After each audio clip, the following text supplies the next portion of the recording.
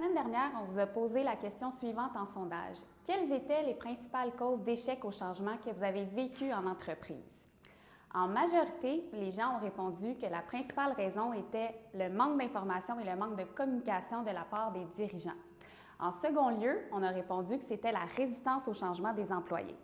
La principale cause des échecs au changement, vous l'avez nommé, c'est la résistance au changement de la part des employés. C'est souvent en raison d'un manque de motivation ou un manque de compréhension, en fait, de la part des employés. Maintenant, pour mieux illustrer les réactions ou les attitudes des employés qui peuvent vivre lors d'une transformation organisationnelle, on va utiliser la métaphore des passagers dans une voiture. Donc, il y a 4 types de passagers dans une voiture. Les passagers moteurs, avant, arrière, puis les passagers valises. Donc, les passagers moteurs représentent entre 10 à 15 de vos employés en entreprise. C'est vos champions du changement. Ils sont extrêmement engagés, motivés, ils posent des questions. Donc, généralement, c'est les gens qu'on va impliquer dans le changement puis qui vont avoir une attitude puis une influence positive par rapport aux autres employés. Ensuite, on a les passagers avant. Donc, ils représentent entre 30 à 40 de vos employés en entreprise. Les passagers avant sont généralement intéressés, motivés. Dépendamment du style de leadership, si on a un bon gestionnaire de projet et que c'est bien organisé, c'est des employés qui vont embarquer dans le changement sans trop de problèmes. Ensuite, on a les passagers arrière. Donc, ils représentent également entre 30 à 40 de vos employés en entreprise. Les passagers arrière, en fait, sont beaucoup plus réticents au changement. Ils vont vivre plus de résistance. Ils vont être méfiants.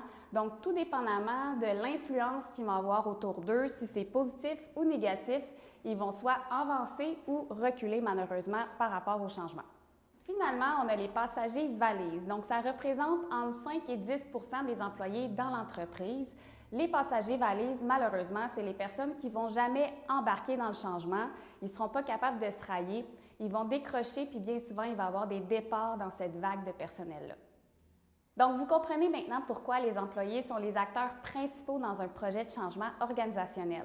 Que ce soit un projet de changement technologique, que ce soit un changement physique comme un déménagement ou un changement dans vos offres de services ou dans vos produits en entreprise, les employés restent la clé de la réussite d'un changement.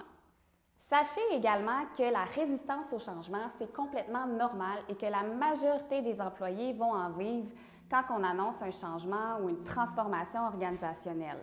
L'important, c'est de savoir que derrière chaque résistance au changement se cache un besoin non comblé.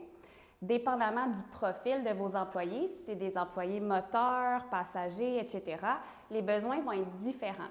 Donc, pour avoir des stratégies de résistance au changement, allez sur le terrain, soyez des gestionnaires de proximité, posez des questions.